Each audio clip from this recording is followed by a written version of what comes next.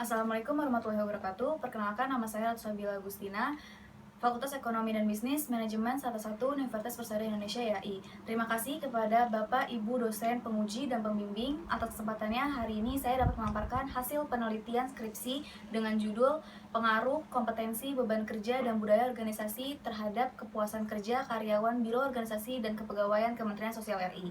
Lampiran pertama yang akan saya sampaikan adalah latar belakang. Kompetensi, adanya ketidaktepatan dalam penempatan suatu pekerjaan yang tidak sesuai dengan kemampuan individu. Beban kerja, adanya pemberian beban kerja kepada individu di luar dari kemampuannya. Budaya organisasi pada Biro Organisasi dan Kepegawaian Kementerian Sosial RI. Terkait budaya organisasi, adanya beberapa karyawan yang tidak memahami tugas dan fungsi yang harus dilaksanakan, didukung dengan data yang dikeluarkan oleh Menteri Pendayagunaan Aparatur Negara dan Reformasi Birokrasi Republik Indonesia perihal hasil evaluasi pelaksanaan reformasi birokrasi pada tahun 2019 kepada Menteri Sosial bahwa hasil survei internal terhadap 119 orang responden pegawai pemerintah Kementerian Sosial atas integritas jabatan menunjukkan terdapat 12 orang pegawai atau 10,08% responden yang tidak memahami tugas dan fungsi yang harus dilaksanakan. Selanjutnya, saya akan memaparkan kerangka pemikiran. Dari kerangka pemikiran dapat dihasilkan rumusan masalah, tujuan penelitian, dan hasil hipotesis penelitian. Rumusan masalah yang pertama adalah apakah terdapat pengaruh kompetensi terhadap kepuasan kerja? Yang kedua, apakah terdapat pengaruh beban kerja terhadap kepuasan kerja? Yang ketiga, apakah terdapat pengaruh budaya organisasi terhadap kepuasan kerja?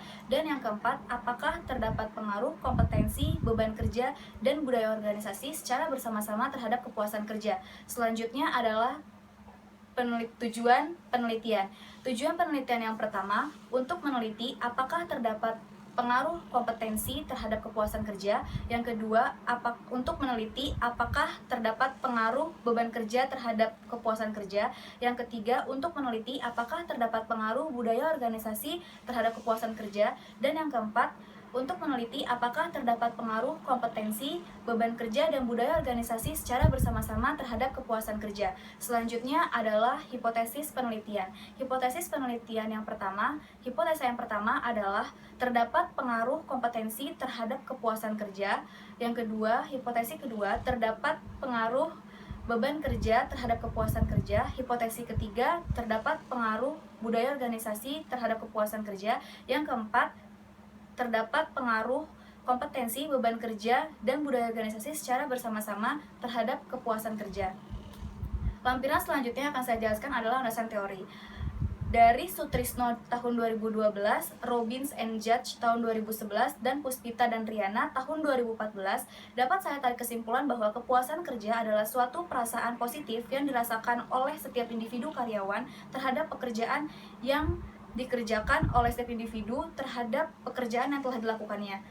Yang kedua, menurut Wibowo tahun 2014, Priyansa tahun 2014 halaman 253, dan Moheryono tahun 2014, dapat saya tarik kesimpulan bahwa kompetensi adalah suatu kapasitas atau keterampilan yang dimiliki oleh seseorang terhadap suatu tugas yang diberikan agar organisasi atau perusahaan dapat mencapai tujuannya. Yang ketiga, menurut Munandar tahun 2014 halaman 383, Fitriani tahun 2012, dan Haryanto tahun 2014, dapat saya tarik kesimpulan bahwa beban kerja adalah suatu pekerjaan yang harus dilakukan oleh seseorang dan harus dikerjakan dalam waktu tertentu. Beban kerja tersebut dapat berupa beban fisik atau mental. Yang keempat, menurut Sulaksono tahun 2015 halaman 2, Sutrisno tahun 2010, dan Ermawan tahun 2011, dapat saya tarik kesimpulan bahwa budaya organisasi adalah suatu nilai-nilai, norma, dan keyakinan yang diikuti dan disepakati oleh anggota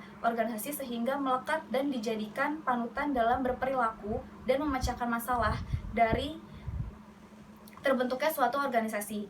Selanjutnya, ada metode penelitian. Metode penelitian yang digunakan dalam penelitian ini adalah metode penelitian deskriptif dengan teknik survei. Ada jenis data yang digunakan dalam penelitian ini adalah data subjek atau self-report data. Metode pengumpulan datanya, yang pertama ada riset kepustakaan, yang kedua riset lapangan yang meliputi pengamatan, wawancara, dan kuesioner. Teknik pengambilan sampel yang digunakan dalam penelitian ini adalah sampel jenuh, yaitu semua anggota populasi dijadikan sampel sebanyak 68 anggota. Rancangan analisis ada 3, yang pertama uji kualitas data, uji asumsi klasik, dan analisis pengujian data yang mencakup analisis korelasi parsial, analisis koefisien korelasi berganda, analisis koefisien determinasi, dan analisis regresi berganda. Selanjutnya, saya akan membahas analisa data. Berdasarkan analisa data, korelasi parsial antara kompetensi terhadap kepuasan kerja memiliki nilai 0,242, di mana hubungan positif dan rendah. Korelasi parsial beban kerja terhadap kepuasan kerja memiliki nilai 0,275 dengan hubungan positif dan rendah. Korelasi parsial budaya organisasi terhadap kepuasan kerja memiliki nilai 0,641 dengan hubungan positif dan kuat. Selanjutnya ada koefisien korelasi berganda.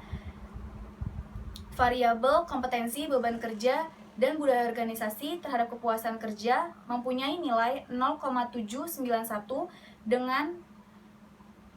dengan hasil positif dan kuat. Selanjutnya ada koefisien determinasi.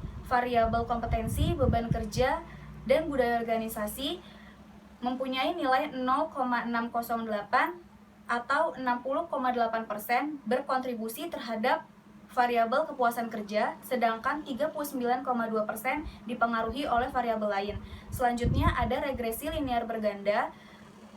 Variabel kompetensi beban kerja dan budaya organisasi terhadap kepuasan kerja, yaitu Y-topi sama dengan minus 18,610 plus 0,302x1 plus 0,635x2 plus 0,491x3. Selanjutnya uji statistik T untuk kompetensi terhadap kepuasan kerja dengan T hitung 2,379 lebih besar dari T tabel 1,997 dengan nilai signifikan 0,020 lebih kecil dari 0,05.